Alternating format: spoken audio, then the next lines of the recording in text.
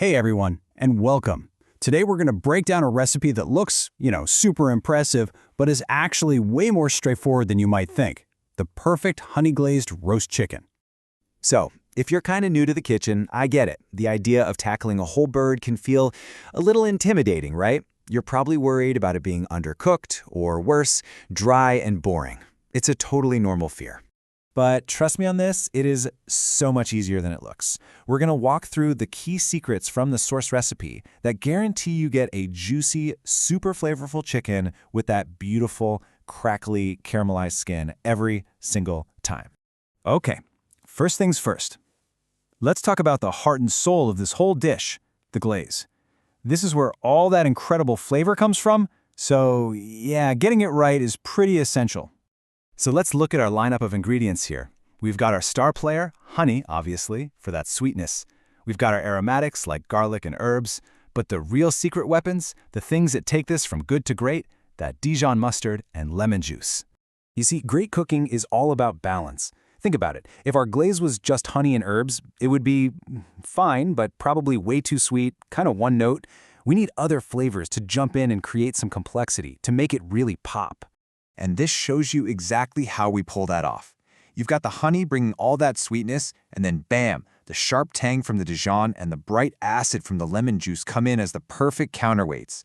They cut right through that richness, which stops the glaze from being cloying and instead makes it sweet, savory, and tangy all at once. All right, our glaze is figured out. Let's move on to a prep step that is absolutely non-negotiable if you want that amazing crispy skin we're all dreaming about. This is going to sound ridiculously simple, but I promise you it's a game changer. Before you add a single grain of salt, before any glaze touches it, you have to pat the chicken skin completely dry with paper towels. Seriously, don't skip this. And here's the science behind it. If the skin is wet when it hits that hot oven, the moisture immediately turns to steam. So instead of roasting the skin, you're just steaming it, which leads to that pale, rubbery texture nobody wants. A bone-dry surface is the only way you're going to get that golden, crispy result. Okay, the chicken is prepped ready to go. Now let's talk about what happens inside the oven. This is where simple heat is going to transform our glaze into something truly spectacular. So this isn't one of those set it and forget it situations. As you can see, we start by brushing on about half the glaze. But then, every 20 minutes or so, we're going to pull it out and baste it again. Why?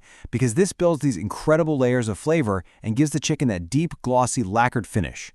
So what's actually going on in there? Well, it's a process called caramelization. It's pretty much the same thing that happens when you toast a piece of bread. The intense heat starts to break down the sugars in the honey, and that creates all these new, complex compounds that taste nutty and amazing and give us that gorgeous golden brown color. And this is what you're looking for. Honestly, you can almost forget the timer. Your eyes are your best tool here. The chicken is done when that glaze has turned into this thick, shiny, deep golden brown coating. It should almost look like liquid amber. That's your signal. That's when you know those sugars are perfectly caramelized. Okay, we are so close. The chicken's out of the oven, the whole house smells incredible, but whatever you do, do not carve into it yet.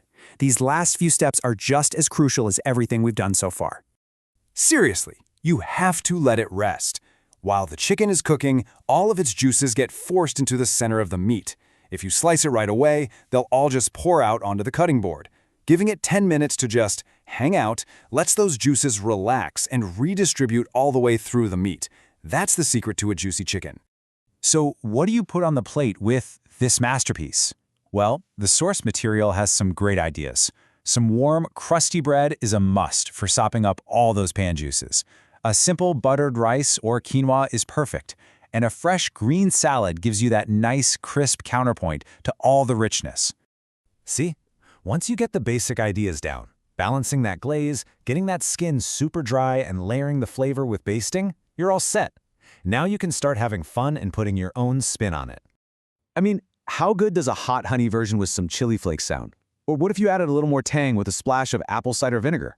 You could even sprinkle some toasted sesame seeds on at the end for crunch. The basic recipe is a total winner, but the possibilities are pretty much endless. So, what's your first move going to be?